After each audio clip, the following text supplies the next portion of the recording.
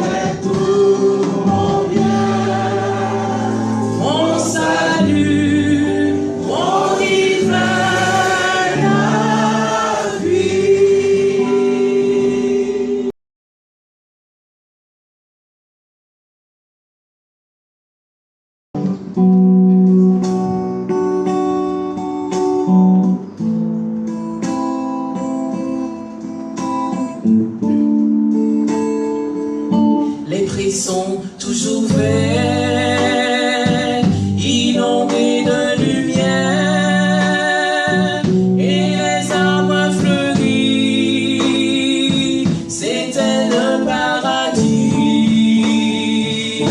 Il y avait plein d'oiseaux, buvant dans les ruisseaux,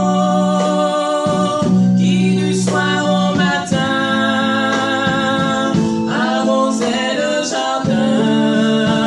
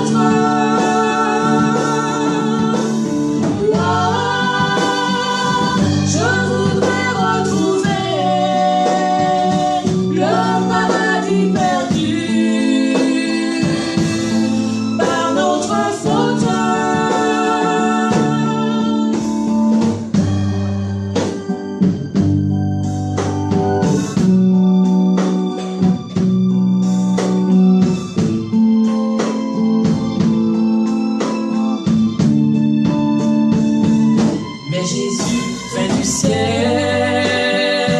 partager le chagrin de la séparation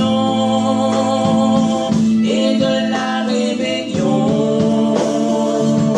Il apporte à la paix, la réconciliation. Jésus versa son sang pour offrir le pardon.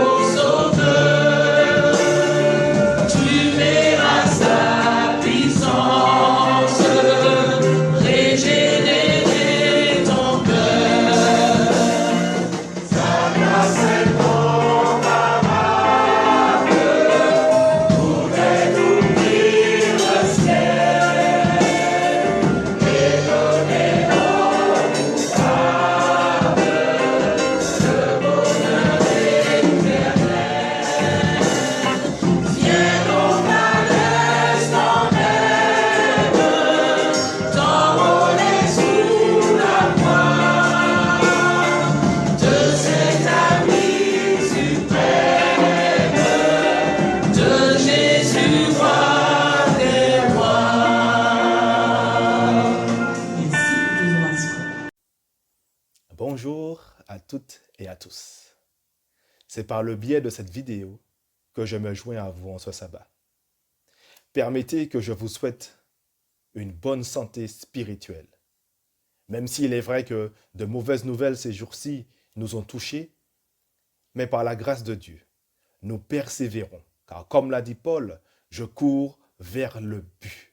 Oui, courons vers le but en nous rappelant de cette magnifique mission, cette belle parole, ce beau message, cette bonne nouvelle, invité à partager avec tous. Nous avons passé ensemble 4 années. Il est vrai que durant ces 4 années, nous avons été visités par cette maladie qui a limité certaines des activités que nous avions. Néanmoins, je vous encourage à tenir bon. Je vous salue et vous remercie également de m'avoir permis durant ces 4 années de travailler avec vous. Nous avons appris à nous connaître. Certes, nous aurions pu nous connaître davantage, mais nous avons appris à nous connaître. Et c'est un plaisir pour moi de passer le flambeau à mon collègue, de même que vous m'avez reçu et accueilli. Je vous demande, d'ailleurs je n'ai pas à le demander, je sais que vous le ferez. Vous l'accueillerez également, ce collègue. Et ensemble, le message continuera à être partagé. Le travail continuera à être fait. Parce qu'avec Christ, nous avançons et nous continuons à avancer. Permettez que je partage avec vous ces quelques paroles tirées du livre des psaumes, le chapitre 59, et je lis les versets 17 et 18. Et moi, je chanterai ta force dès le matin.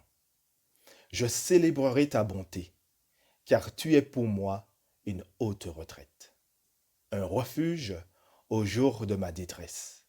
Ô ma force, c'est toi que je célébrerai, car Dieu, mon Dieu tout bon, est ma haute retraite.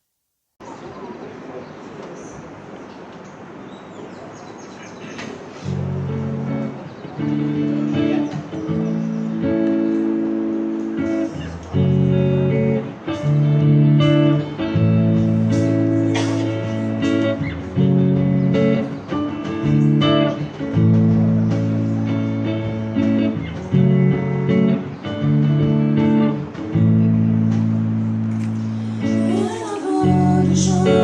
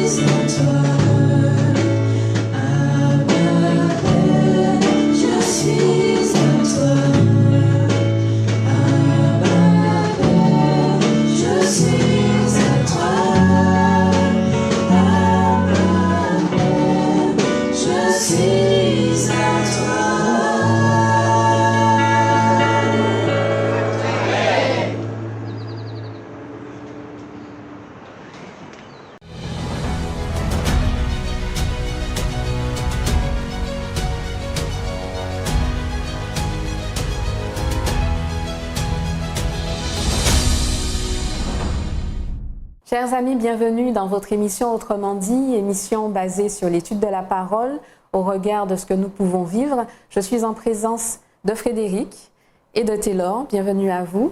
Nous poursuivons, en tout cas nous terminons ce trimestre avec l'étude sur le repos ultime. Nous avons abordé tout au long de ce trimestre le repos sous différents aspects avec des histoires de différents personnages de la Bible. Nous vivons des temps difficiles, des temps compliqués à vivre, j'ai envie de dire, entre la crise sanitaire, les guerres qui peuvent y avoir, les changements climatiques. Comment vivons-nous tout cela? Comment, au regard de ce que Dieu nous dit, pouvons-nous garder espoir? Que nous annonce la parole de Dieu? Quelle est notre espérance pour garder la foi? Comment pouvons-nous rester accrochés? La question, c'est une question qu'on se pose au quotidien. Par rapport au monde dans lequel nous sommes, c'est vrai que tu faisais allusion à l'instant à cette crise sanitaire qui interpelle, qui dérange, qui perturbe. Et malgré tout cela, j'entends le texte biblique qui dit à l'oreille que votre cœur ne se trouble point. Croyez en Dieu et croyez en moi. Donc il y a ce travail que nous devons faire pour nous laisser gagner par ce que dit le texte, ce que dit la Bible, pour ne pas sombrer dans la panique, dans la peur et laisser Dieu véritablement être celui qui restaure notre âme, comme dit le psaume 23, qui nous permet de pouvoir, même dans le sentier de la vallée de l'ombre de la mort, ne craindre aucun mal. C'est un chemin avec Dieu. Malgré tout ce qui se passe autour de nous, pouvons-nous garder espoir, véritablement? Oui, et Dieu a mis dans sa parole une feuille de route, parce que Dieu savait, il a dit à l'apôtre Paul, il a inspiré à l'apôtre Paul qui nous avait dit que dans les derniers temps, il y aurait dans les derniers jours, qu'il y aurait des moments difficiles. Et nous y sommes déjà depuis un bon moment, mais nous voyons que les choses s'accélèrent encore. Et l'apôtre Pierre n'est pas en reste puisqu'il déclare dans 2 Pierre chapitre 1er au verset 19, « Et nous tenons pour d'autant plus certaine la parole prophétique à laquelle vous faites bien de prêter attention comme à une lampe qui brille dans un lieu obscur. » Et aujourd'hui, ce monde nous paraît tellement obscur que nous avons besoin d'une lumière pour nous éclairer.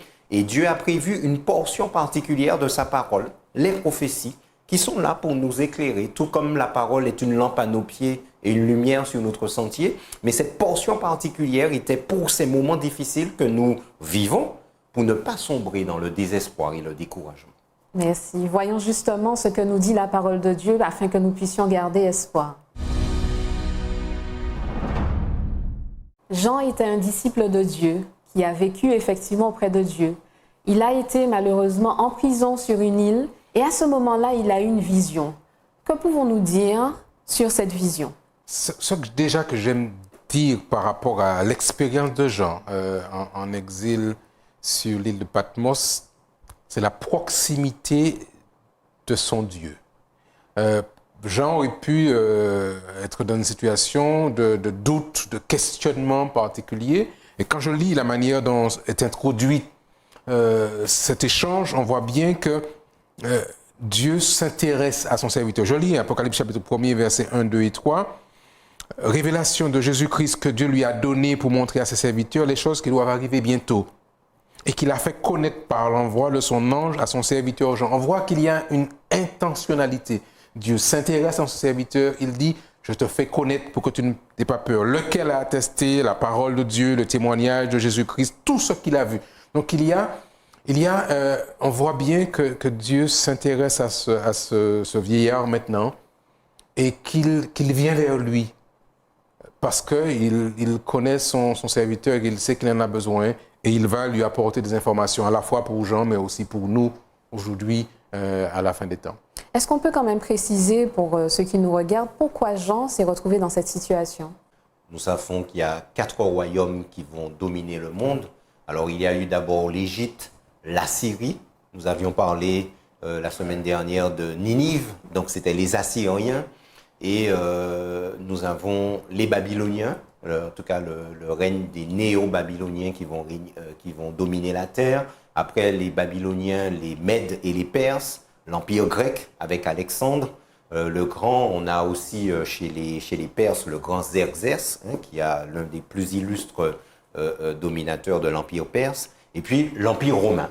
Donc le Nouveau Testament démarre, en tout cas dans la Bible, sous l'oppresseur romain, et le peuple juif croyait que le Messie qui devait venir, en la personne de Jésus, devait venir pour rétablir l'autorité, la souveraineté du peuple d'Israël et les délivrer de l'oppresseur romain. Cependant, là encore, ils se sont mépris sur la véritable délivrance. Ils aspiraient au repos, puisque nous parlons du repos, mais ce n'est pas de ce repos-là, c'est pas ce repos-là que Jésus était venu leur apporter. Jésus était venu leur apporter le repos ultime, mais eux étaient encore, avaient des aspirations nationales. Et donc, Jean se retrouve exilé sur une île parce que, en outre de crucifier, de tuer, les Romains exilaient aussi des personnes sur des îles pour qu'ils se livrent à des travaux particuliers. Et c'est le cas de Jean, qui a donc été exilé sur une petite île qui s'appelle Patmos. Et c'est dans ce contexte-là, alors qu'il est un vieillard, comme tu l'as précisé, et qu'il est il peut sombrer dans le découragement, que Jésus va se manifester à lui. Et ça me rappelle aussi Josué. Josué qui, alors qu'il était sous la gouverne de Moïse, on a sorti du peuple, on est sorti du pays d'Égypte, on a parcouru le désert, on a traversé la mer Rouge. Josué a vécu des choses extraordinaires, des péripéties extraordinaires avec Moïse. Moïse est mort et il se retrouve seul. Et c'est lui qui a la responsabilité de ce peuple extraordinaire d'un peu plus de 2 millions de personnes. Et alors qu'il se demande, mais comment je vais faire? Et qu'il voit Jéricho, cette ville qu'il doit prendre, ce pays qu'il doit conquérir. Et il voit cette ville avec des murailles, non mais incroyables. Mais alors qu'il se pose des questions, tout comme Jean, Jésus lui apparaît. Et pareil, Jésus apparaît également à Jean. Et chaque fois que l'enfant de Dieu se retrouve face à des difficultés, face à des interrogations, Jésus est là, qui apparaît d'une manière ou d'une autre. Alors, peut-être pas par une vision, mais par une parole d'encouragement de la part d'une personne. J'écoute la radio, j'entends quelque chose qui va me faire du bien, je vais allumer la télévision ou encore aller sur ma tablette et tomber sur Autrement dit, et j'entends une parole d'encouragement. Alors, de la vision que Jean a eue, qu'est-ce qu'on peut retenir? Alors, c'est une vision qui est fantastique, parce qu'en fait, là encore, c'est contenu, la vision est contenue, les visions, puisqu'il en a reçu plusieurs, contenu dans le livre de l'Apocalypse, le livre de la Révélation. Donc, c'est souvent un livre qui est perçu comme étant un livre rébarbatif, très, très difficile à comprendre. Or, pourtant, c'est une bonne nouvelle. Dieu veut révéler à Jean les choses qui doivent arriver bientôt. Ce qu'il dit, montrer à ses serviteurs les choses qui doivent arriver bientôt. Donc, l'intention du Créateur, l'intention du Révélateur, c'est de pouvoir informer le serviteur et lui donner, comme disait Frédéric tout à l'heure, la feuille de route. Ce fameux GPS qui nous permet de savoir où nous sommes, connaître la suite du temps.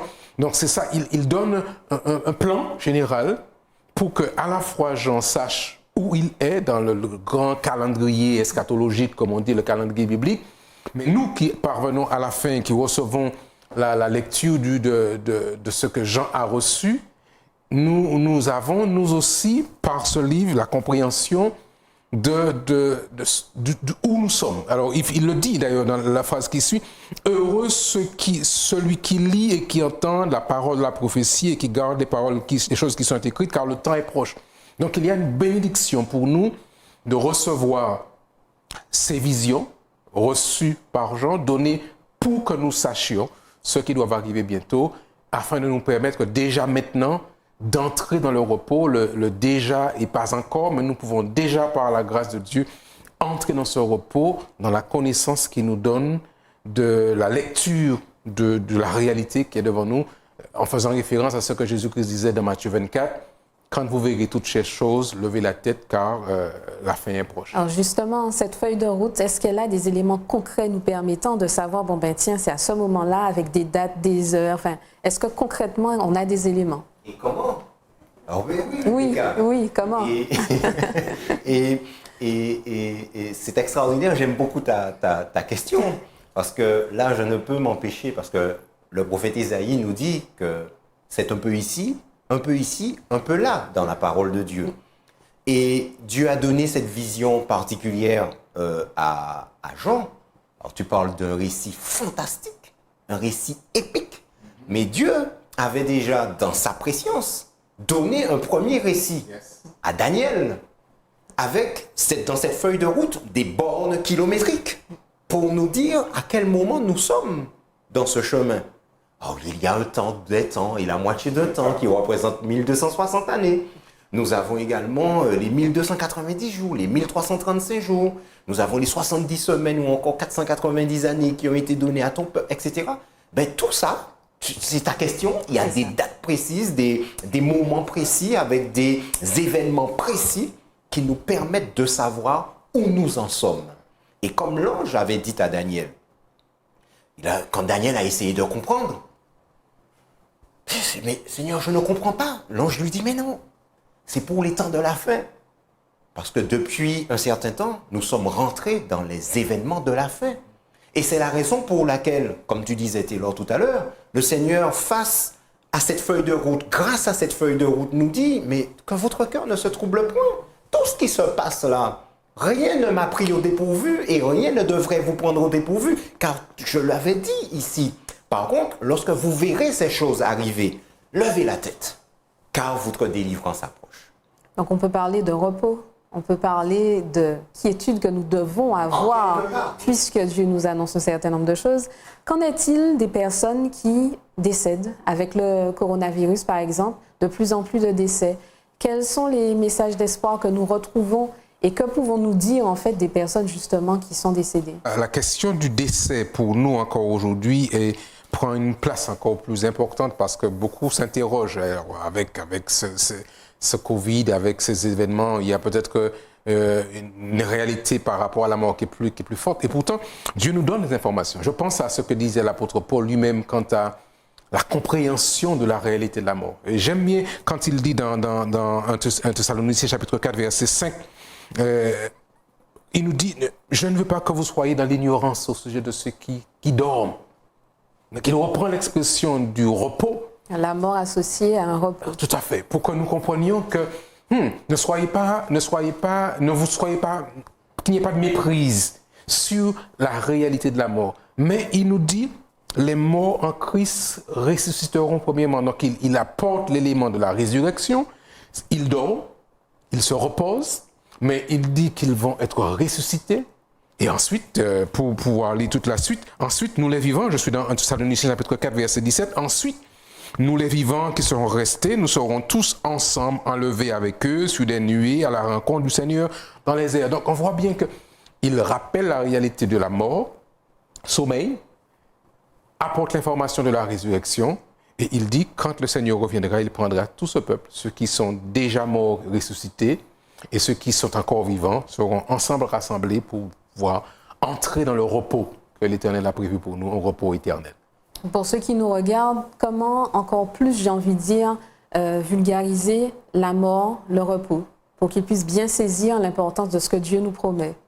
Alors, dans sa parole, la mort n'est pas étrangère à la Bible. Et bien au contraire, Dieu la prend en compte.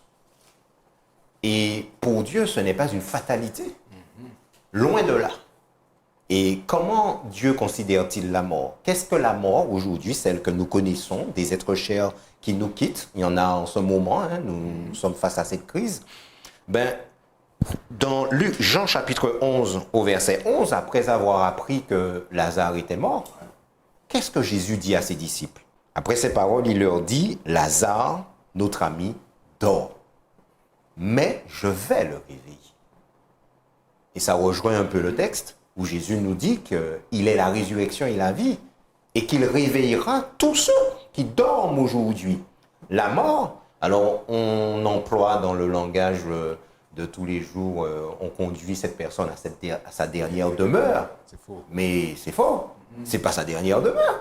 Alors peut-être que pour certains, mais pour d'autres, ce n'est pas la dernière demeure. La dernière demeure sera pour d'autres le paradis, la vie éternelle. En tout cas, ceux qui meurent en Jésus aujourd'hui. Et cette mort, nous la retrouvons dès le départ, avec l'homme qui va pécher, l'homme qui va désobéir au commandement de l'Éternel. Et Dieu lui avait dit que le jour où il mangerait du fruit de l'arbre de la connaissance du bien et du mal, qu'il mourrait. Le diable lui a dit non, qu'il ne mourra pas, mais Dieu, quand il dit quelque chose, c'est ce qu'il dit.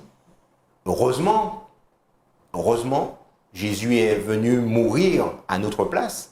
Et c'est la raison pour laquelle aujourd'hui, quand nous mourrons, nous ne mourrons pas définitivement, mais nous mourrons nous allons tout simplement nous reposer.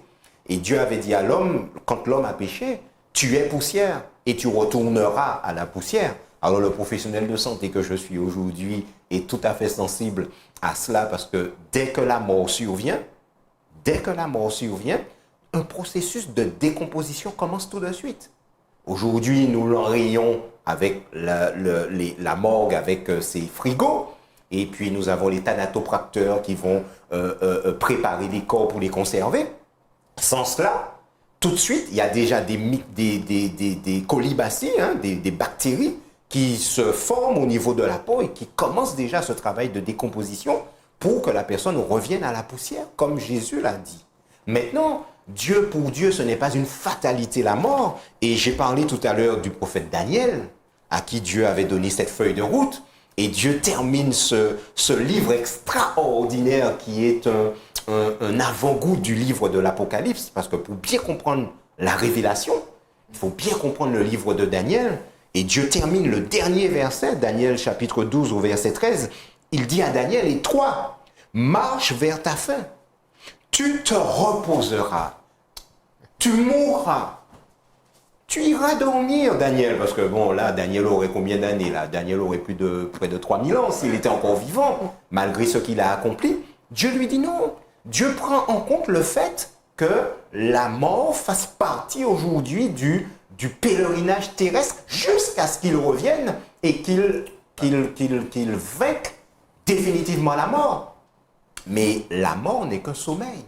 Il dit à Daniel, tu te reposeras et tu seras debout. Et j'aime bien, tu seras debout parce que tu es couché là, tu vas être couché. Et tu seras debout. Et qu'est-ce qui va se passer entre les deux? Je vais ramener ton corps à la vie. Et tu seras debout pourquoi? Pour ton héritage à la fin des jours. Et cet héritage, c'est le repos ultime.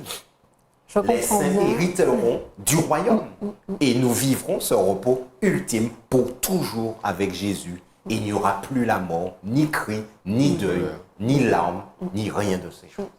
Alors je comprends bien que la mort, c'est un passage obligé, j'ai envie de dire. Pour ceux qui, nous les vivants, restons, quelle attitude devons-nous adopter et quelles sont les paroles que Dieu nous a laissées pour garder espoir et ne pas se détourner, ne pas être ébranlé? Je crois que Dieu nous apporte tellement d'informations sur cette réalité de la mort qu'il ne devrait pas avoir de crainte par rapport à la mort. Je rebondis sur ce que disait Frédéric par rapport à l'épisode de Jésus avec Lazare, son ami, qui était déjà enterré depuis 4 jours.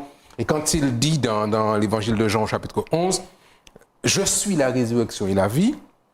Celui qui croit en moi vivra quand même il serait mort. » Donc on voit bien qu'il dit, écoutez les amis, vous n'avez pas à avoir peur de la mort. Soyez tranquilles, soyez en paix parce que je suis la résurrection. Je tiens les clés de la mort et du séjour des morts. Donc, pour nous aujourd'hui, pour répondre à la question de manière directe, nous pouvons nous coucher en paix. C'est comme quand on va se coucher le soir. On n'a pas peur de demain parce qu'on se couche, on s'endort et puis au réveil, on met le pied par terre et on commence la journée. Donc c'est la même chose. Je pense que par rapport à la mort, il nous faut être serein, il nous faut être en paix. David disait dans le psaume 23, « Quand je marche dans la vallée de l'ombre de la mort, je ne crains aucun mal. » Pourquoi? Parce que tu es avec moi. Donc même dans la mort, je sais que le Christ dit, « Je suis là, je suis avec toi. » Et je ramènerai, comme Frédéric disait tout à l'heure par rapport à Daniel, je te ramènerai de ton repos, de la poussière, et tu reviendras pour pouvoir vivre avec Dieu pour l'éternité. Donc c'est vraiment quelque chose qu'on devrait approcher avec sérénité parce que la parole du Seigneur est claire à ce sujet. Alors, je voudrais rajouter aussi par rapport à ce qu'a dit Taylor que l'apôtre Paul nous dit dans 1 Thessaloniciens chapitre 4 au verset 13, « Nous ne voulons pas, frères, que vous soyez dans l'ignorance au sujet de ceux qui dorment. » Et Paul ne parle pas, il parle de ceux qui meurent. Hein. Il parle du sommeil afin que vous ne vous affligiez pas comme les autres qui n'ont point d'espérance. Et c'est ça la différence entre le chrétien et celui qui ne l'est pas. C'est l'espérance. Et l'espérance, c'est Jésus. Et Jésus l'a dit, « Je suis la résurrection et la vie. » Maintenant, c'est clair que c'est difficile quand nous perdons un être cher. Parce que nos cinq sens sont mis à l'épreuve. Cette personne que nous entendions tous les jours, nous entendions sa voix tous les jours, nous la voyions tous les jours. On prenait l'odeur de cette personne tous les jours parce que nous avons une odeur corporelle que nous ne connaissons pas parce que nous sommes tellement habitués avec cette odeur depuis enfant que nous ne prenons plus cette odeur. Mais l'autre à côté de nous, un conjoint par exemple, c'est 40 ans, 50 ans qu'on vivait ensemble. Cette odeur, ce toucher, mais quand il n'y a plus ça, c'est difficile. Mais nous avons l'espérance en Jésus-Christ que nous reverrons là l'œil. Nous reverrons, nous réentendrons, nous sentirons à nouveau cette personne et nous la toucherons à nouveau. Et ça, c'est l'espérance contenue dans la parole de notre Dieu parce que c'est la parole qui nous dit, au commencement était la parole et la parole était Dieu, était avec Dieu et la parole était Dieu. Et cette parole nous dit, je suis la résurrection et la vie. Et tout comme Jésus a dit à ses disciples, Lazare dort, mais je vais le réveiller. Quand Jésus reviendra, il réveillera tous ceux qui dorment. Pour garder cette espérance, pour mettre en application tout ce que nous avons vu dans sa parole, voyons comment nous pouvons trouver des solutions pour nous aujourd'hui. Nous avons vu que la mort n'est pas une fin en soi, que nous pouvons garder espoir, que malgré le fait que nous perdons des êtres chers, nous pouvons nous accrocher à Dieu. Mais quand même, comment pouvons-nous ne pas perdre espoir? Comment, quand nous voyons quelqu'un avec qui nous étions tous les jours, comme tu disais Frédéric tout à l'heure, que nous sentions, que nous voyons, comment ne pas rester accablé, avachi, à pleurer tous les jours? Le processus du deuil est normal. Là encore, c'est une réalité. Au départ, ce n'était pas le plan, ce n'était pas du plan du Seigneur que nous mourions. Il avait voulu que nous puissions vivre pour l'éternité. Donc ça, c'était au départ. Donc cette anomalie que représente le péché qui engendre la mort, c'est une interruption de ce grand plan que Dieu avait pour nous. Mais Dieu avait toujours une longueur d'avance, donc il met en place un plan. Maintenant, le deuil, c'est un processus de guérison. Quand on perd un être cher, il y a déjà ce choc, et puis il y a ensuite ce déni, pour ceux qui ont étudié le processus du deuil, et puis après l'acceptation. Donc il y a un processus. Donc là encore, Dieu nous permet de passer par ce processus de deuil, par cette guérison, pour continuer à avancer, tout en gardant l'espérance que notre Seigneur promet de ramener à la vie ceux qui sont morts dans le Seigneur, ce qu'il dit dans sa parole. Donc le processus du deuil est un processus normal, naturel. La perte de notre chair génère, comme il disait tout à l'heure, génère une souffrance, une tristesse. Mais l'Éternel nous accompagne dans son processus de deuil pour pouvoir nous aider à relever la tête et à ne pas rester dans cette posture de tristesse et de deuil permanent. Que pouvons-nous dire en fait aux personnes qui perdent un être cher justement et puis qui se disent Dieu n'existe pas, c'est pas la peine. Si il a permis que telle personne meure, il n'existe pas et je choisis de tourner le dos à Dieu. Qu'est-ce qu'on peut leur dire? Là, la personne est dans une phase de colère. Et tant qu'elle est dans cette phase, on ne peut rien lui dire. C'est ça la difficulté. Quand on met en place de la relation d'aide, tant qu'un individu ne demande pas d'aide, vous ne pouvez pas l'aider. Vous pouvez mettre toute la relation d'aide au point que vous voulez, être spécialisé, avoir les meilleurs, etc. Tant qu'un individu ne réclame pas d'aide, vous ne pouvez rien faire. Par contre, le jour où il manifeste de l'aide, s'il vous plaît, est-ce que vous pouvez m'aider, prier pour moi, etc. Là, on peut. Mais la personne qui tourne le dos à Dieu, et ça arrive souvent, parce que, oui, Dieu, où il était, etc. Alors, il y a un auteur qui a déclaré, il y a un auteur racontait quelqu'un lui a dit, Où était Dieu quand mon fils est mort? Et cette personne répond, ben, il était exactement là où il était lorsque le sien est mort. Quand son fils est mort, Dieu était assis sur son trône. Et il est encore assis sur son trône, là, aujourd'hui. Maintenant, encore une fois, tout dépend de notre paradigme de départ. Dieu considérant la mort comme un sommeil, ce n'est pas un problème pour lui que quelqu'un meure aujourd'hui. Pas du tout, il va le réveiller. Et c'est la raison pour laquelle la parole de Dieu déclare « Heureux, heureux dès à présent ceux qui meurent dans le Seigneur ». Pas ceux qui meurent, c'est pas ceux qui meurent, point. Ceux qui meurent dans le Seigneur, heureux. Et Jésus l'avait dit à Marthe, je suis la résurrection et la vie. Celui qui croit en moi ne vivra quand bien même il mourra.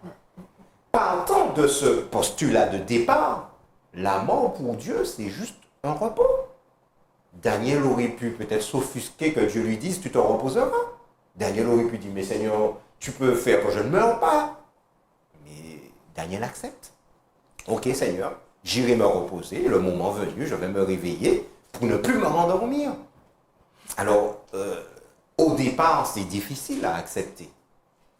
Mais c'est un processus le deuil, voilà, c'est tout un processus. Et il y avait l'attachement, etc. à cette personne. Bon, c'est complexe. C'est complexe. Et chaque personne, ce qui va marcher pour une personne ne va pas forcément marcher pour une autre. Il y en a qui vont prendre beaucoup plus de temps. Tout dépendra des activités que l'on a, la résilience que l'on a. Voilà, c'est intrinsèque à chaque individu. Et c'est en fonction de chaque individu qu'on va adapter un petit peu notre façon de faire. On ne peut pas parler aujourd'hui d'une manière globale de faire qui soit valable pour tout le monde. Chacun sait ce qu'il lui-même vit. a pleuré. Oui. Jésus lui-même a pleuré pour son ami Lazare. Donc, comme quoi, c'est normal que nous pleurions aujourd'hui, mais l'apôtre Paul, ce qu'il dit, il ne veut pas que nous nous affligions comme des personnes qui n'ont point d'espérance, comme des personnes qui, par exemple, estiment que sans l'autre, il y a aucun ça ne vaut pas la peine de vivre cette vie et qui sautent la vie parce que l'autre n'est plus là.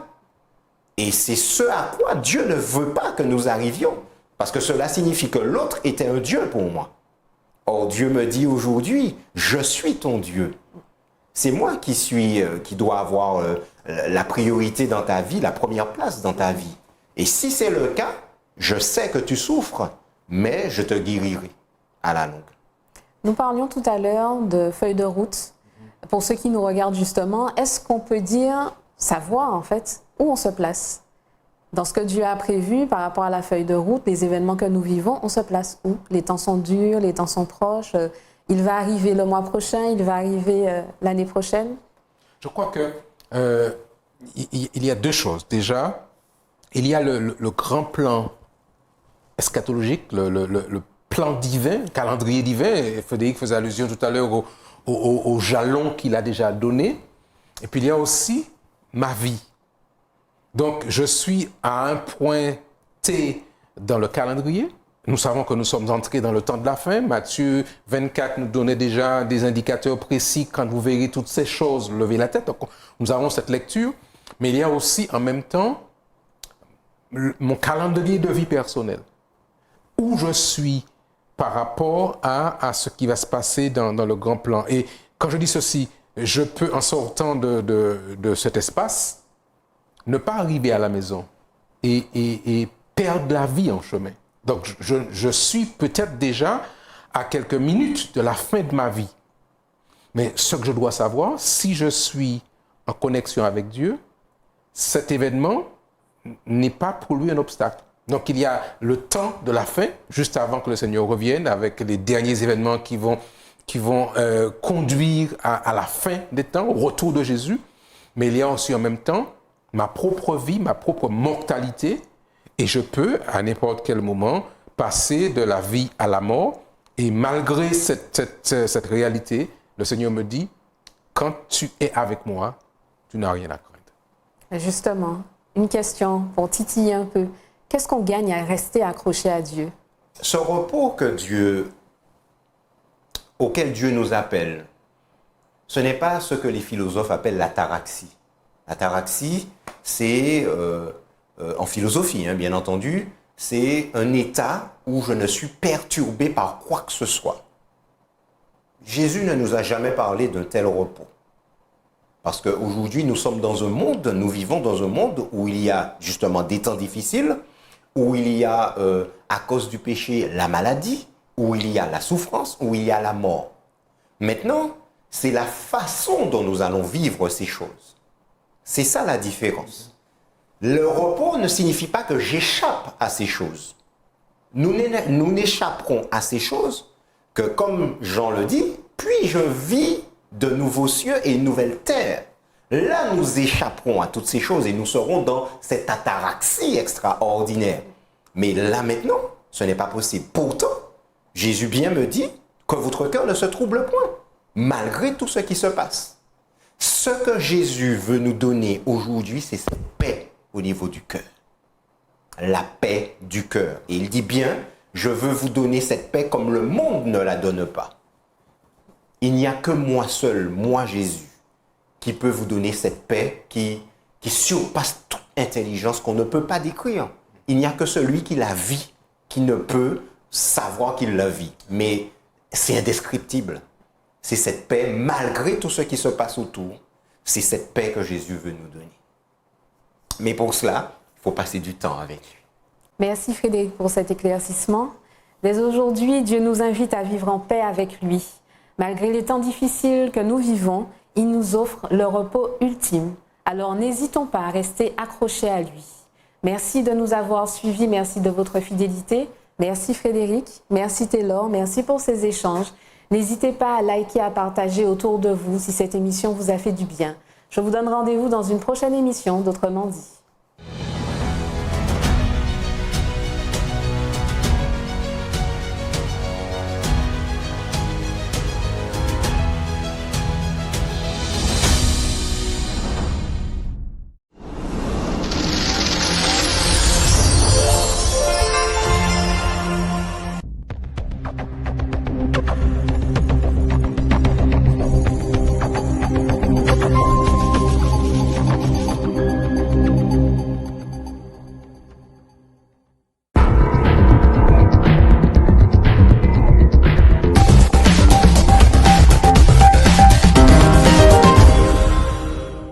Are you ready? I'm ready. Are you? It's right around the corner. It's almost here. You are Pathfinders. You are ready. Whatever language you speak, from wherever you are, we are all Pathfinders. One day a year, we all join together as one to celebrate being a Pathfinder. World Pathfinder Day is just around the corner. And even after 71 years, we never stop. Now more than ever before, millions of Pathfinders all around the world are shouting, I will go, wherever the Lord calls. September 18, 2021 will be another World Pathfinder Day to remember. Resources for this special event will be available soon at our website, gcyouthministries.org. Every day, every hour, we are Pathfinders strong. The servants of God are we.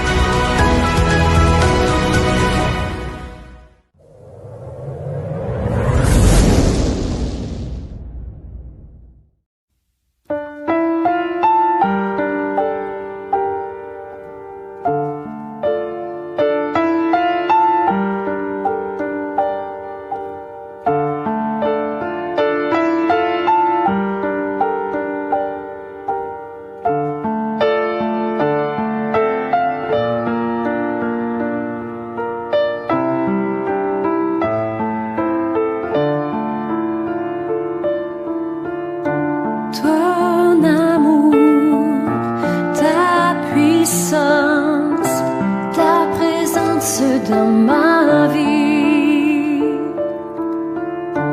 Ton amour, ta puissance, ta présence dans ma vie.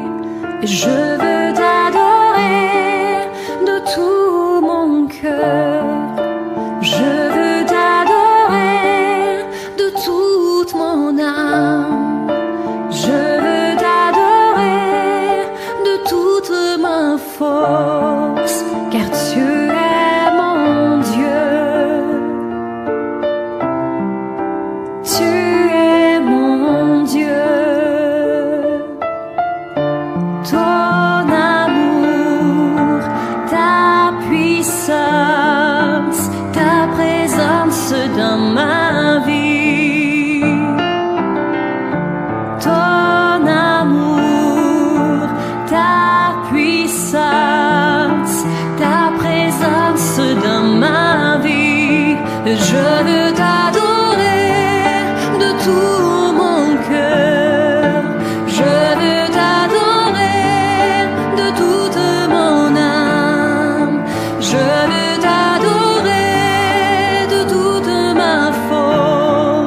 car tu es mon Dieu.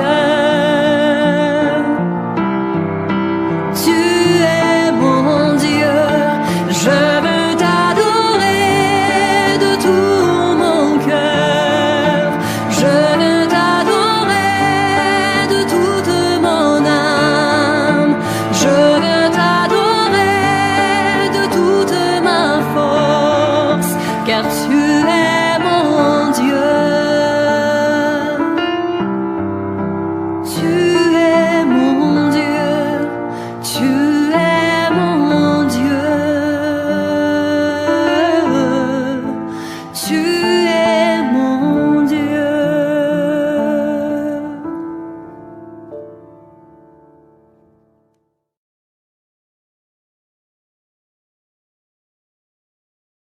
Je vois des visages qui me sont chers, que je reconnais. Je vois aussi un visage que j'avais vu, enfin, ça fait quelques temps, des années, et effectivement, je ne t'ai pas reconnu tout de suite. Et il est important pour nous, ce matin, de reconnaître qui nous sommes.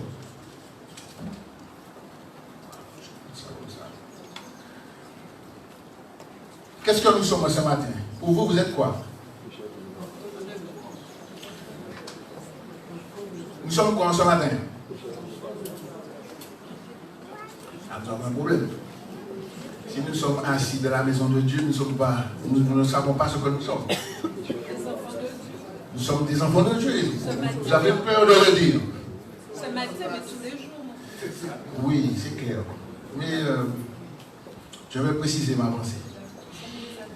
Mais il est clair qu'en ce matin, pour ceux qui sont assis là devant moi, nous faisons partie de la même famille, n'est-ce pas? Et nous ne devons pas avoir crainte de dire que nous sommes enfants de Dieu.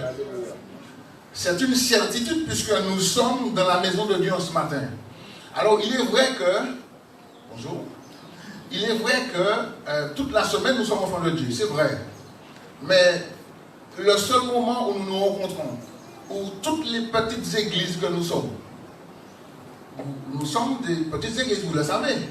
C'est Paul qui le dit. Nous sommes le temple Nous sommes éparpillés un petit peu partout. Mais lorsque nous nous retrouvons ici, dans la maison de Dieu, c'est l'église de Dieu réunie, n'est-ce pas? Et il n'y a plus de force, il n'y a plus de puissance d'être dans la maison de Dieu. Je le dis parce que beaucoup disent qu'il n'y a pas trop d'intérêt de se rassembler, de venir ensemble, de nous retrouver. Mais c'est important pour nous de nous retrouver. Parce que l'église, c'est un lieu où nous avons, c'est un lieu d'énergie. Nous puisons nos forces les uns des autres. Est-ce que vous êtes conscients de cela?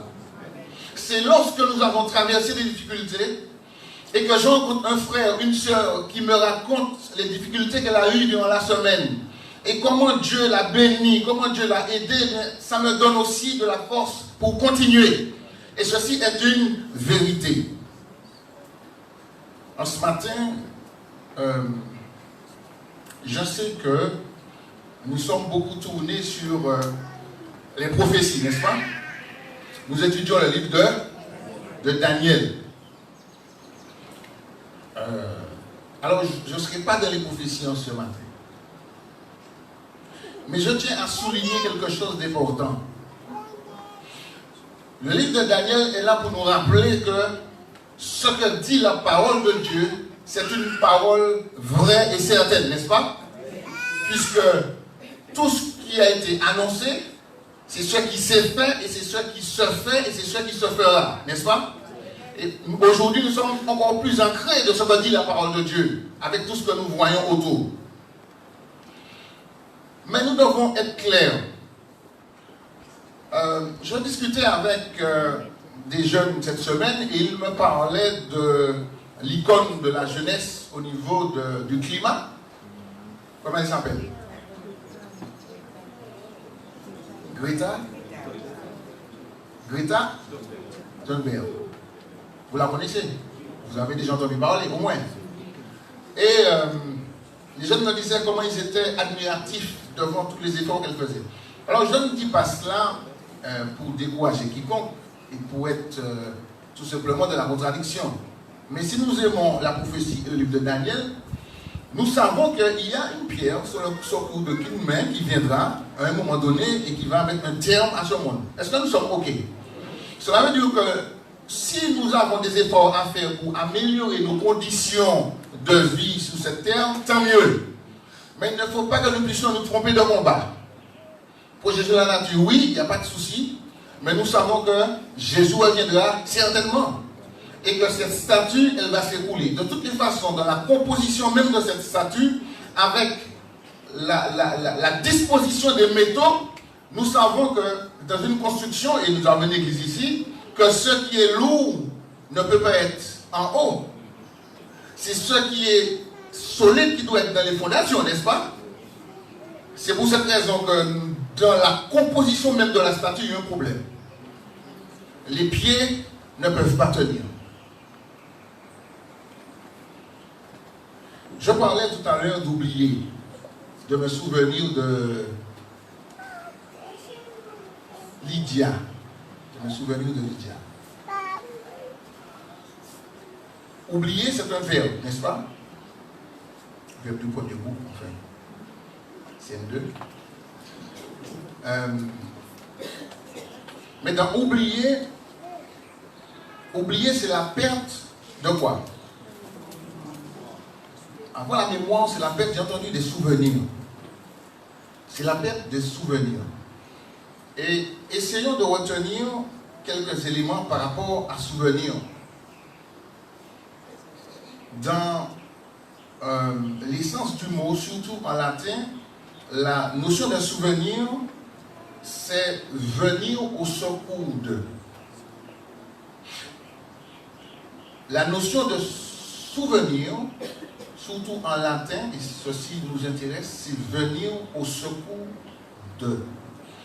Et dans la pensée hébraïque, le mot hébreu que nous utilisons pour parler du sabbat, il y a une familiarité avec ce mot latin. Lorsque le texte nous dit « Souviens-toi du jour du repos, du sabbat », la notion, la perte de mémoire, elle est là. Mais la notion de venir au secours de, on doit être conscient de cela. Parce que celui qui nous a donné ce conseil de nous souvenir du sabbat, il sait pourquoi il nous a donné ce conseil-là. Puisque dans le sabbat, c'est le moment où nous parlons de repos. Mais c'est un temps aussi pour nous de bilan. C'est un temps pour nous aussi où nous nous ressourçons. Et c'est un temps aussi pour nous de réponse. C'est un temps où Dieu vient au secours de celui qui crie à lui. La notion de souvenir, elle a toute son importance dans le texte biblique. Tout à l'heure, j'écoutais le chant des enfants. Ça m'a fait plaisir puisque nous étudions effectivement les livres de la Bible.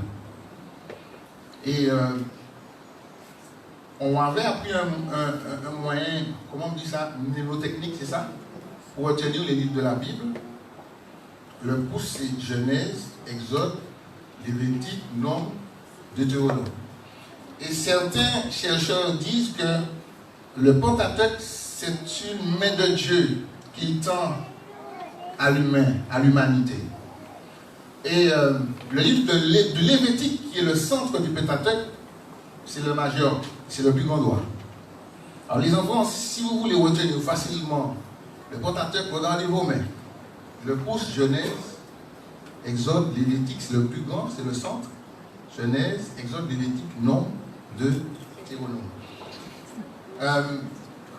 Cette notion d'oubli, je pense qu'elle est importante pour nous ici en ce matin. Pourquoi j'ai cité les notes des livres? Parce que dans la pensée hébraïque, chaque livre a une signification. Le livre de la Genèse, vous allez regarder dans le premier verset du livre de la Genèse, il nous est parlé au commencement. D'accord? Le livre d'Exode, dans le premier verset, il nous est parlé des noms. Vous pouvez vérifier à la maison. Effectivement, nous avons Exodus, parce que nous pensons à ceux qui sont partis de l'Égypte. Mais la racine du mot Exode veut dire les noms. Donc, l'exode, c'est tout ce qui a notion avec l'identité. Le Lévitique, c'est un appel. Vaïkra, il appela. Nom, c'est le désert. Et Deutéronome, comme la sœur l'a bien dit, ce sont les deuxième loi. Mais je veux dire deuxième parole. Car il y a une phrase qui est là. Au commencement, les noms, il appela dans le désert pour les rappeler la deuxième parole. Ça veut dire que c'est une parole qui avait déjà été dite. Et si vous lisez le Deutéronome, vous allez trouver une seconde fois quoi? Les 10 commandements. Donc c'est une parole qui a été dite, qui a été répétée. Il est important pour nous de comprendre cela. Pourquoi je le dis? Parce que dans la Bible, il y a le nom d'un homme qui est lié à l'oubli. Est-ce que vous connaissez cet homme-là? Le nom d'un homme qui est lié à l'oubli.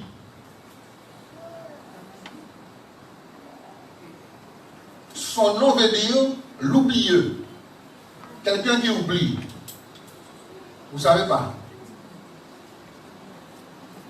Alors je vais vous donner des indices. Cet homme-là, son père était un grand roi. Et son père a fait des choses extraordinaires. Non, ce n'est pas Belshazzar. Mais son père a fait des bêtises aussi.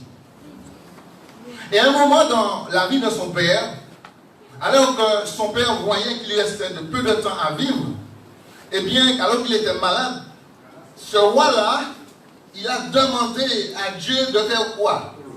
De prolonger sa vie. Et Ézéchias, c'est le papa. D'accord. Donc, Ézéchias avait un fils. Et ce fils-là s'appelait Manassé. L'histoire de Manassé dans la Bible, c'est une histoire qui m'a bouleversé. Cette histoire m'a troublé.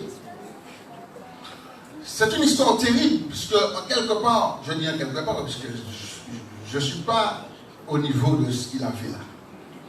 Mais Manassé, c'est un homme terrible. Et je me dis quand même, nous servons un Dieu qui est extraordinaire. Et j'aime à répéter que Dieu va venir chercher une église, mais il va venir chercher des hommes et des femmes qui sont dans cette église-là.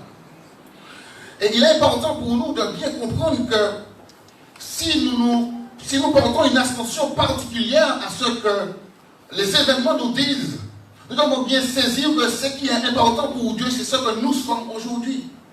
Ce ne sont pas les signes qui vont nous sauver, mais c'est notre relation avec Dieu, c'est cette relation-là qui va nous sauver, mon frère. Il faudrait que nous soyons clairs dessus. Il y a, juste avant d'entrer dans cette notion de l'oubli, je vais lire un texte d'Ellen White qui se trouve dans le premier écrit à la page 55. Vous allez lire à la maison. Le chapitre, c'est la fin des 2300 jours. Ellen White parle du moment où, à la fin des 2300 jours, 1844, nous sommes dedans, hein, c'est la prophétie, d'accord? Il y avait un groupe de personnes qui étaient en train de prier devant le trône. Ils priaient où? Devant le trône. Et ne voilà-t-il pas qu'elle va voir qu'il y a de ceux qui se levèrent. Mais ces gens étaient dans le lieu très saint et priaient. Et c'était quoi leur prière? Père, donne-nous ton esprit. Le vent. Père, donne-nous quoi donc? Ces gens priaient, disaient, Père, donne-nous ton esprit. Alors, Ellen White déclare que Jésus alors soufflait sur eux, le Saint-Esprit et priait. Je reprends. Père, donne-nous ton esprit. Jésus alors soufflait sur eux le Saint-Esprit, d'accord? Dans ce souffle, il y avait, écoutez bien, de la lumière, de la puissance, beaucoup d'amour, de joie et de paix. Il y avait quoi? Il y avait de la lumière, de la puissance, beaucoup d'amour, de joie et de paix. Ces gens priaient où? Devant le trône. Ils priaient, Père, donne-nous quoi ton? Et qui est-ce qui a répondu? C'est Jésus. Entendons ça bien. Mais qu'est-ce qui va se passer? Et c'est là que ça doit être pertinent pour nous. Elle dit, je me retournais. L'Esprit lui montre quelque chose. Je me retournais pour voir le groupe qui était resté incliné devant le trône. Cela veut dire que ceux-là, tandis que ils avaient entendu la prière de Jésus et s'étaient levés, il y a un autre groupe. Ce groupe-là a dit non, on va prier encore. Je lis, hein. Je me retournais pour voir le groupe qui était resté incliné devant le trône. Ceux-là ne savaient pas que Jésus l'avait quitté. Satan apparut près du trône, essayant de faire l'œuvre de Dieu. Vous avez entendu quoi? Ce bonhomme-là, c'est un homme qui est dangereux. Il est venu le même endroit près du trône. Et regardez ce que Ellen White nous dit. Satan apparut près du trône, essayant de faire l'œuvre de Dieu. Je l'ai vu qui regardait vers le trône et priait. Père, donne-nous ton esprit. Est-ce que c'est une prière différente que la première prière? Non, c'est la même prière. Père, donne-nous ton esprit. Qu'est-ce qui se passa? Satan soufflait alors sur eux une influence maléfique où il y avait, écoutez bien, la lumière. Est-ce qu'il y avait la lumière de l'autre côté? Oui. Beaucoup de puissance. Est-ce qu'il y avait la puissance de l'autre côté? Oui. Par contre, mais là, il n'y avait pas d'amour, pas de joie, pas de paix. Le but de Satan consistait à les séduire et avec eux, les enfants de Dieu. La lumière, c'est la connaissance. Satan donne la connaissance aussi. Il connaît le texte aussi bien que nous. La puissance, dans l'Apocalypse, il y a de ceux qui ont la force de faire le feu descendre du ciel. Et beaucoup de nos frères, j'entends, font des certaines cérémonies à Rivière-Blanche. C'est Rivière-Blanche. Enfin, il y a un pasteur qui... Alors les frères me disent, il n'y a pas de puissance à l'église. Il va prendre de la puissance. Satan donne de la puissance aussi. Par contre, ce qui est intéressant ici, c'est là. Le texte dit, il y a 3 points où l'ennemi ne suivait pas. C'était quoi? L'amour, la joie et la paix. Aujourd'hui, ceci doit être notre préoccupation première. Est-ce que dans l'église, est-ce que dans le regard que nous portons pour ceux qui nous entourent, j'ai entendu qu'il y a une campagne bientôt, est-ce qu'il y a de l'amour, de la joie et de la paix? Pourquoi je dis que nous ne devrions pas être oublieux?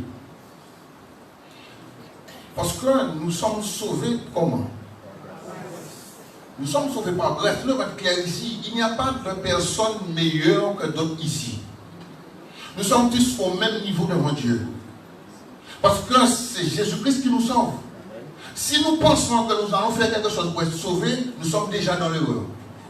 Par contre, si nous acceptons le salut en Jésus, à ce moment-là, nous vivons en tant que sauvés. Maintenant,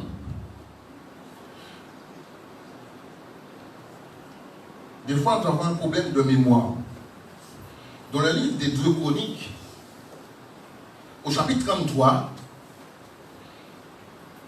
la parole de Dieu, elle est bouleversante. Et je vous disais que Manassé veut dire l'oublieux. Dans 2 Chroniques, au chapitre 33, le verset 1, nous y allons puisque l'heure est déjà arrivée. Manassé avait 12 ans lorsqu'il devint roi et il régna 55 ans à Jérusalem. On a dit que Manassé, c'est le fils de qui? D'Ézéchias. Et Ézéchias, c'est l'homme où Dieu a fait une intervention extraordinaire dans sa vie. Donc, Ézéchias avait un fils. Mais le fils connaissait la vie du père. Vrai ou faux? Il connaissait la vie de son père. Pourtant, le verset 2 nous dit qu'il fit ce qui est mal aux yeux de l'Éternel, selon les abominations des nations que l'Éternel avait chassées devant les enfants d'Israël. Le verset 3 continue, j'aime bien lire le texte. Il rebâtit des hauts lieux qu'Ézéchias, son père, avait renversés. Il éleva des autels Baal il fit des idoles d'Astarté. Astarté, vous savez, c'est le couple de dieux liés à la fertilité, à l'orgie. Et il se prosterna devant toute l'armée des cieux et la servit. Cela veut dire que tout ce qu'il y avait comme Dieu, comme idole, Manassé s'est prosterné devant ces dieux-là. Le texte dit, il bâtit des autels de la maison de l'Éternel, croit que l'Éternel lui dit, c'est dans Jérusalem que sera mon nom à perpétuité. Il bâtit des autels à toute l'armée des cieux dans les deux parvis de la maison de l'Éternel. Ce n'est pas pour rien que le texte nous dit cela. Nous devons bien nous dire cela. Nous devons bien saisir ce que la parole de Dieu est en train de nous dire là. La notion d'autel dans le texte biblique, c'est une notion d'autorité. Lorsqu'il y a eu un fait, Abraham, il construit un autel, c'est pour bien montrer que là, il y a l'autorité et que Dieu est passé par là. Mais ici, Manassé qui connaît Dieu, il connaît la puissance de Dieu. Qu'est-ce qu'il va faire? Il va bâtir des autels dans la maison de l'Éternel et dans les deux parvis. Parce que dans le premier parvis, nous savons, il y avait quoi? Quel autel? L'autel des sacrifices, d'accord? Ensuite, un petit peu plus loin, il y avait la cuve, d'accord? La notion du sacrifice, de mort, de sang, d'autorité. Jésus, cette notion-là, elle est bafouée. Ici, il y a une perte de sens. Lorsque les valeurs, ce que nous prônons en tant qu'Église, lorsque nous les piétinons, il y a une perte de sens. Aujourd'hui, on entend tellement d'événements, tellement de nouvelles lumières dans l'Église, il y a une perte de sens, mes frères. Nous devons comprendre ce que le texte est en train de nous dire. Et ici, au verset 6, le texte dit, il fit passer ses fils par le feu de la vallée des fils de Imoun. Il observait les nuages, les serpents pour en tirer des pronostics. On parle ici de divination, on parle ici de sorcellerie. Aujourd'hui, combien de chrétiens se trouvent dans des lieux, ils vont voir des gadgets affaires.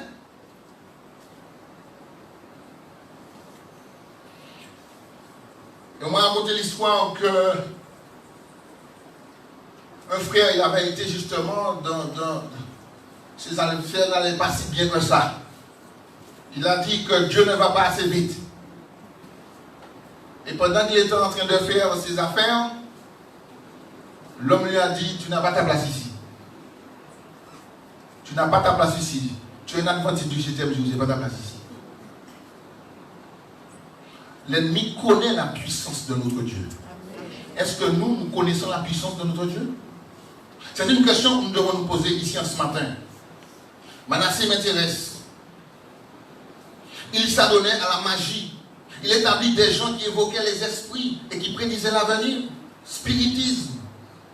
Il fit de plus en plus ce qui est mal aux yeux de l'Éternel afin de l'irriter. Et nous devons bien comprendre ce qui est en train de passer là. Manassé s'est attaqué au temple premièrement.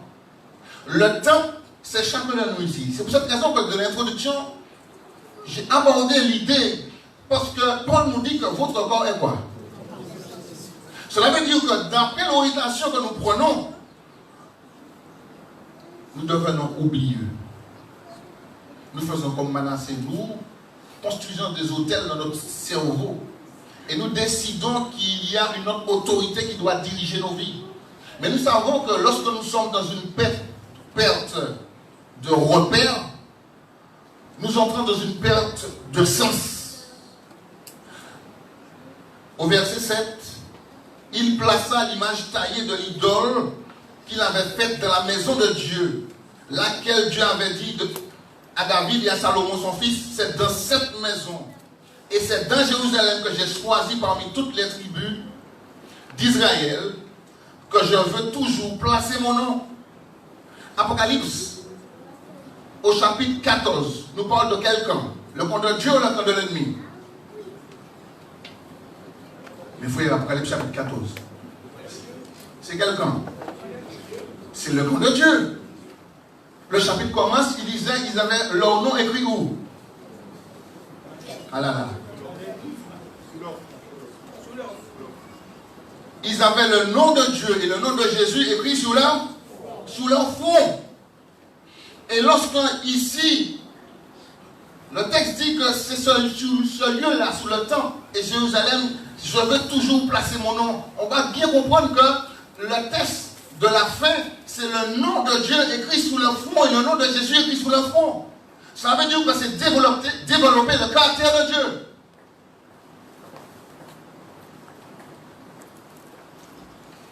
Verset 8. Je ne ferai plus sortir Israël du pays que j'ai destiné à vos pères, pourvu seulement qu'ils aient soin de mettre en pratique tout ce que je leur ai commandé, selon toute la loi, les préceptes et les ordonnances prescrits par Moïse. Verset 9. Perte de sens, perte de repère, perte d'identité. Manassé fut cause. Regardez bien. Ce que je dis là, le texte nous le dit, mais nous devons bien saisir ce qui se passe là. Lorsque nous commençons dans une dynamique, nous nous éloignons de Dieu, automatiquement, nous pensons que lorsque nous agissons, que nous sommes les seuls concernés, c'est faux. Parce que dans notre chute, souvent nous entraînons d'autres personnes aussi. Et ceci a été vu et répété, même dans des groupes, dans des foyers. Il y a des incidences sur notre façon de réagir, notre façon de parler. Il y a toujours une interaction avec ceux qui nous entourent. Regardez verset 9. Mais Manassé fut cause que Juda et les habitants de Jérusalem s'égarèrent. Cela veut dire lui s'est égaré et il a emmené Juda. Les habitants de Jérusalem s'égarèrent et firent le mal plus que les nations que l'Éternel avait détruites devant les enfants d'Israël. Cela veut dire que ceux qui étaient censés représenter Dieu, qu'est-ce qu'ils faisaient? Ils faisaient pire que ceux, entre guillemets, qu'on appelle païens. Et hier soir, je parlais avec un frère. Non, mais c'est terrible.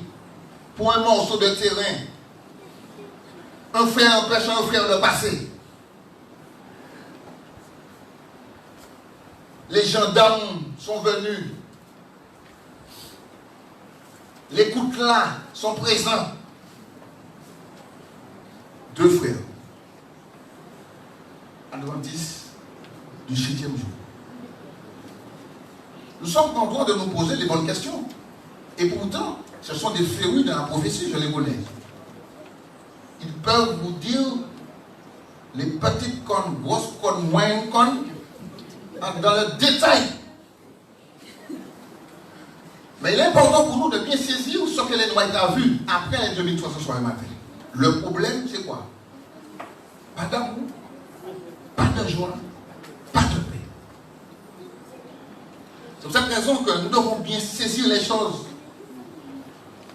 L'Éternel parla à Manassé et à son peuple et il n'y fit point attention. Et permettez-moi de m'arrêter là 2 secondes, que l'heure est présente.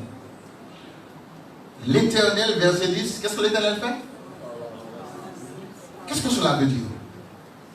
Cet homme qui avait été loin, mais très loin dans la bêtise. Vrai ou faux? On a vu tout ce qu'il a fait.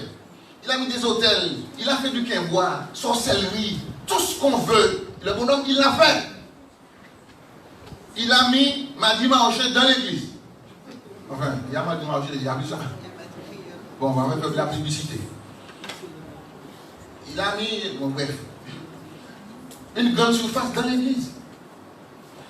Mais ce qui m'inquiète en tant qu'humain et ce qui m'étonne en tant que chrétien, c'est que Dieu continue à parler à Manassé. Et ça, je trouve ça extraordinaire. Cela veut dire que des fois nous sommes têtus. Et dans notre têtutisme, Dieu continue à nous parler. Dieu continue à parler à Manassé. Et ne voilà-t-il pas que le texte nous dit que parole, dans ce cas-là, vit vent, ok? Puisqu'il n'y fit plus attention. L'histoire de Manassé, elle nous est aussi contée dans le livre des rois, dans 2 rois au chapitre 21. Et je pense que celui qui a écrit le livre des rois, il a été tellement choqué par l'histoire de Manassé qu'il a fini l'histoire de Manassé en disant que, bon, Manassé a fait des bêtises et puis il se coucha avec ses pères. Ouais, il était déjà, comment on dit les jeunes, comment on dit ça, il est déjà, en fait, dans mon temps, on disait icoé. Maintenant, les jeunes vous disent quoi? Il n'y a pas de jeunes ici. Bon, cela veut dire qu'il en avait marre de le langage. Cet homme-là, il a déjà trop fait, il a été trop loin. Alors là maintenant, ok, Manassé, il couche avec ses pères et puis il meurt, il finit. Maintenant, le chroniqueur est différent. Le chroniqueur va apporter une analyse de la fin de la vie de Manassé. Et vous savez, il y a quelque chose, lorsque nous persistons, lorsque Dieu vient nous parler, nous persistons, Dieu vient nous parler, nous persistons, eh bien, Dieu nous aime tellement que le surnaturel va intervenir. Mes frères, ne demandez pas que le surnaturel intervienne, cette puissance de Dieu puisse intervenir sur vous pour que Dieu puisse vous rappeler à l'ordre. Et c'est ça qui va se passer avec Manassé. Pas qu'à écouter ou pas qu'à attendre. Eh bien, par amour, Dieu va agir. Et ne voilà-t-il pas ce qui va se passer? Et dans les fresques antiques, dans les icônes, vous voyez Manassé qui va être déporté par les Assyriens. Et on a dessiné Manassé à 4 pattes, avec un anneau dans les narines. Et on le traînait pour l'emmener en Assyrie. Et c'est ce qui s'est passé. Ça veut dire que là, l'Éternel fit venir contre eux, verset 11, les chefs de l'armée du roi d'Assyrie, qui saisirent Manassé et le mirent de les fers. Ils le lièrent avec des chaînes d'airain et le menèrent à Babylone. C'est pas pour rien que le texte dit des chaînes d'airain. L'airain de la Bible a une capacité de guérison. Ce sont des chaînes, mais ce sont des chaînes d'airain. Pensez dans les noms lorsque les hommes ont commencé à danser avec les serpents. Je dis ça comme ça. Ils étaient tellement piqués que je dis qu'ils dansaient. Mais ils étaient piqués par des serpents brûlants. Ça vous dit quelque chose? Et qu'est-ce qui s'est passé? Qu'est-ce que Moïse a fait? Sous le conseil de Dieu, bien sûr. Il a dressé un serpent d'airain. Et ces chaînes-là aussi, elles étaient d'airain. Donc, souvent dans les chaînes, il y a une solution là pour nous, pour que nous puissions comprendre certaines réalités. Et tous ceux, mes frères, qui sont oublieux, lorsque les chaînes arrivent, mes frères, mes soeurs, chers jeunes, je sais qu'il y a une période qui est là devant nous. Et beaucoup de jeunes se sentent des ailes pour justement tester leur valeur, leur identité en foulant le bitume et en criant certains mots que nous n'avons pas prononcer dans l'église de Dieu. Mais faites attention. Parce que ma grand-mère disait, Adam tout allait ni en viré. Et j'ai testé la main de ma grand-mère. Et je peux vous dire, c'est une main qui était épaisse. Et quand elle vous donnait une claque, pendant que vous partez dans ce sens, elle vous ramassait par une autre claque. Et elle vous disait, ni en aller, ni en viré. Je ne dis pas ça, c'est une caricature. Puisque notre Dieu, il nous aime tellement. C'est une vision humaine que je donne là. Mais la vision de Dieu est au-dessus de cela. Donc, on bien comprendre ici que Dieu veut nous parler. Mais Dieu va déployer tous les moyens possibles pour vous sauver. N'oubliez pas que Jacob est entré en boitant, n'est-ce pas? Mais il est sauvé quand même. Et je me souviens de quelqu'un qui est derrière ce pupitre avec le micro, qui était à l'hôpital et on lui avait donné 6 mois à vivre. Et lorsque il était à l'hôpital et on lui avait dit qu'il était cuit, eh bien, tous les chants que sa maman, sa chère mère, lui faisait chanter au culte le matin et qu'il ne voyait pas l'importance, eh bien, il était qu'à chanter tous les soirs, tous les matins. Et à minuit, dans l'hôpital, il y a un silence de cathédrale. Vous êtes seul face à vous-même puisque déjà, il faut être conscient de ce que l'on est, et vous êtes seul face à Dieu qui est en train de vous parler là. Ne demandez pas que Dieu vous amène jusque-là pour comprendre qu'il faut rester sur le chemin que Dieu nous a tracé. Restons sur le chemin, mes frères. Soyons certains qu'il y a un Dieu qui nous parle. Et le texte va dire au verset 12, lorsqu'il fut dans la détresse, qu'est-ce qu'il fit, Manassé? Il implora l'Éternel son Dieu et il s'humilia profondément devant le Dieu de ses pères. Manassé, qui veut dire l'oublieux, et bien dans ce même moment-là, Manassé s'est rappelé du Dieu de ses pères. Et il y a un texte qui dit, lorsque le malheureux crie, l'Éternel entend. L'amour de Dieu est persévérant. Dieu continue à nous chercher. Qu'importe, je dis bien, ce que vous avez fait ici ce matin, Dieu continue à vous chercher. Tant qu'il y a de cette respiration, ce souffle de vie en vous, sachez qu'il y a quelqu'un qui vous aime au-dessus de tout. Et cette personne-là, c'est l'Éternel, c'est votre Dieu. C'est mon Dieu aussi. Verset 13 lui a dit ça, c'est prière. Et il y a un auteur du 2e, du 3e siècle qui a essayé d'intérioriser la prière de Manassé. Et cet homme, cette prière, vous pouvez la trouver, elle n'est pas dans la Bible. Mais d'après les recherches qu'ils ont faites, ils ont dit ceci pouvait être la prière de Manassé.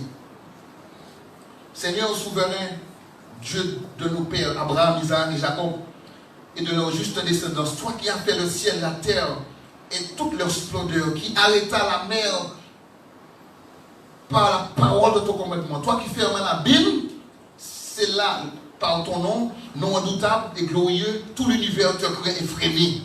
Manassé, il est en train de se souvenir, je vais sauter, je n'ai pas tout lu parce que l'heure est arrivée.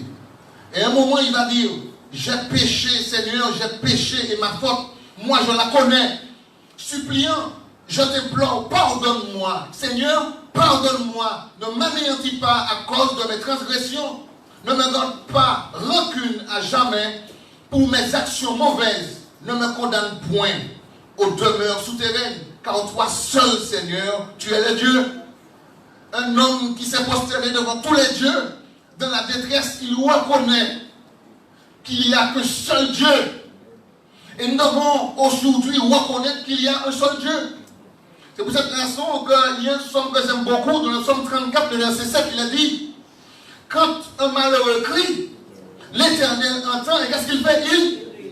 Il le sort de toute cette détresse. Nous devons comprendre cela. Pourquoi? Et nous revenons au texte de méditation que nous avons lu au début de notre réflexion, le psaume 103, le verset 14. Je vous inviterai à la maison à lire tout le psaume 103. Le verset 14 nous dit que l'Éternel, pourquoi il entend? Parce qu'il sait de quoi nous sommes formés. Et il se souvient que nous sommes, peut-être que nous avons du mal à nous souvenir que nous sommes poussière. Mais l'Éternel se souvient que nous sommes poussière. C'est pour cette raison que ses oreilles ne sont jamais fermées. Je parlais avec une femme qui me disait que son mari il a fait tellement de choses que jamais qu'elle va le pardonner. Je lui dis qu'elle a ses raisons. Elle a ses raisons. Mais pardonner ne veut pas dire retourner avec la personne. Si c'est ça le problème. Mais il faut mettre la paix dans le cœur.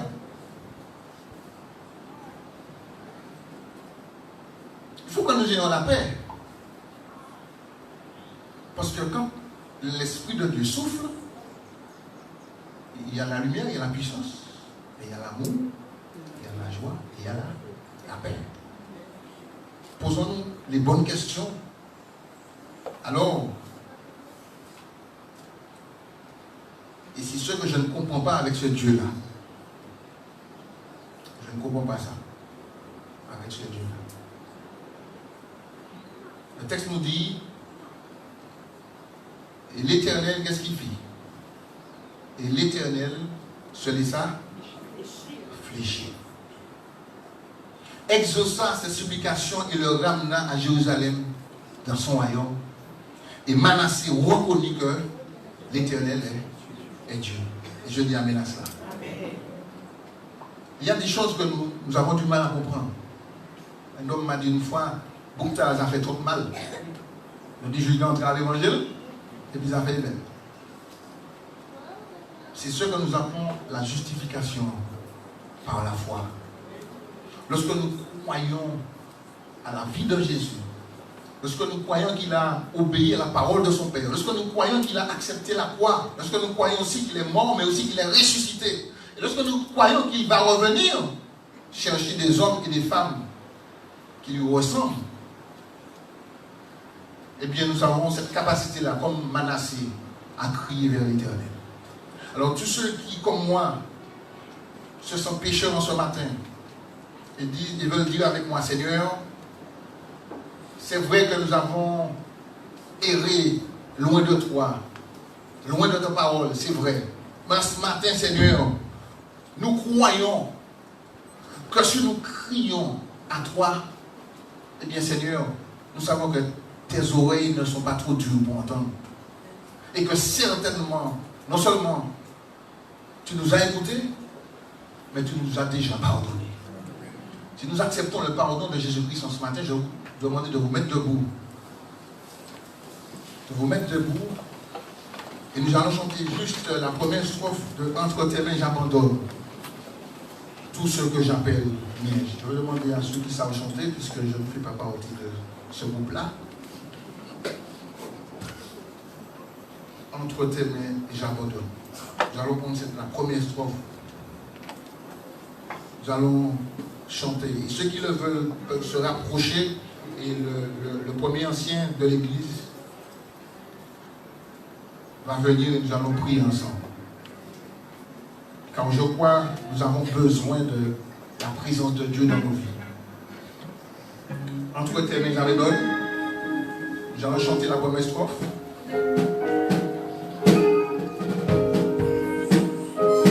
Et ceux qui le veulent, on va se rapprocher. Parce que je crois qu'il y a de la puissance lorsque l'Esprit de Dieu est au milieu de nous.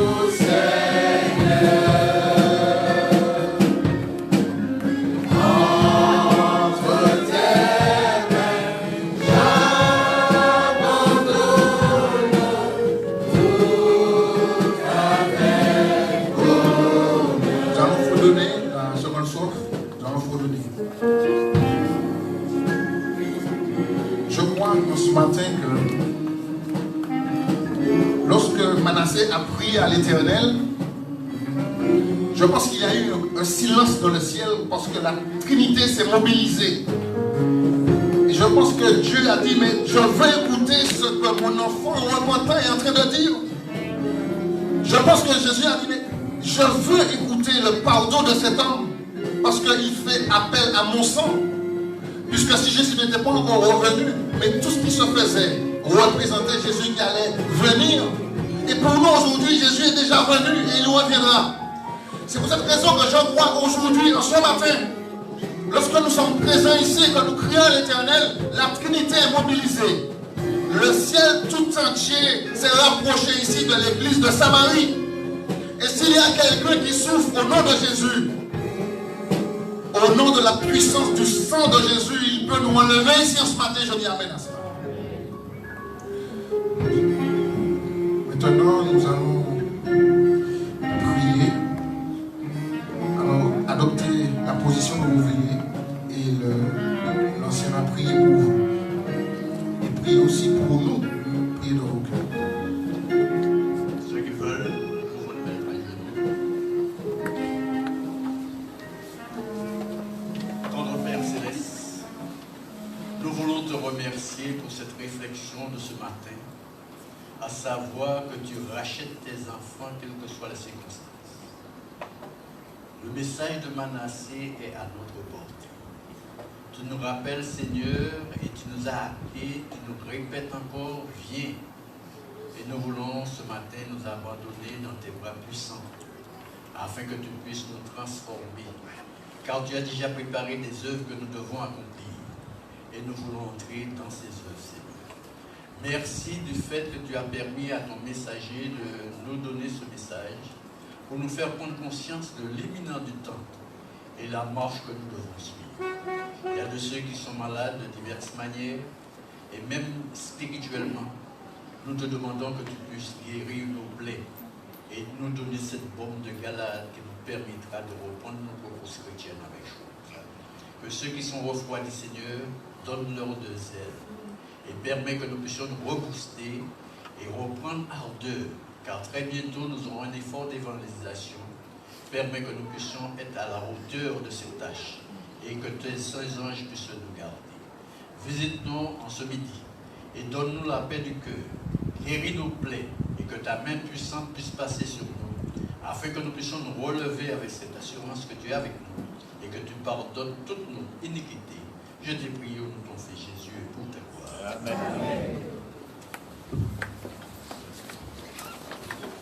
Oui, pour tout Seigneur.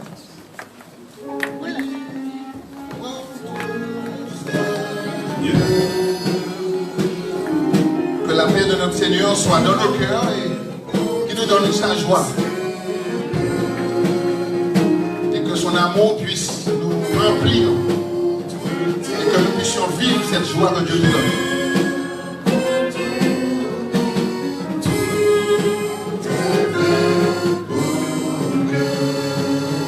Nous allons nous tenir debout et nous allons entonner le dernier chant qui est le 522.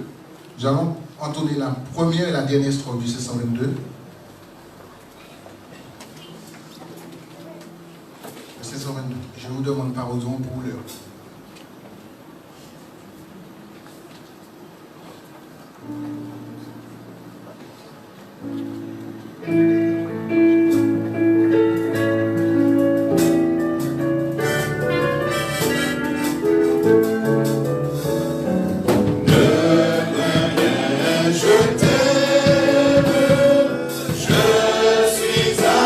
Avec toi, promesse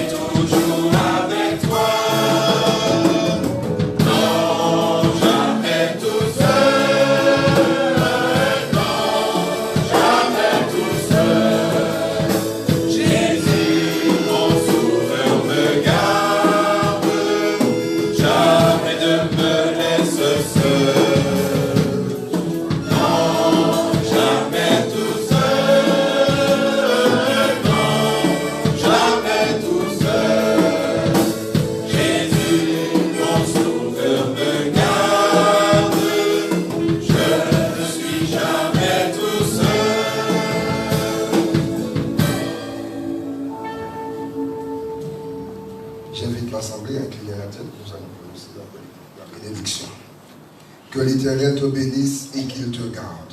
Que l'Éternel fasse luire sa face sur toi et qu'il t'accorde sa grâce. Que l'Éternel tourne sa face vers toi et qu'il te donne la paix. Que le peuple de Dieu retourne en paix. Amen. Amen.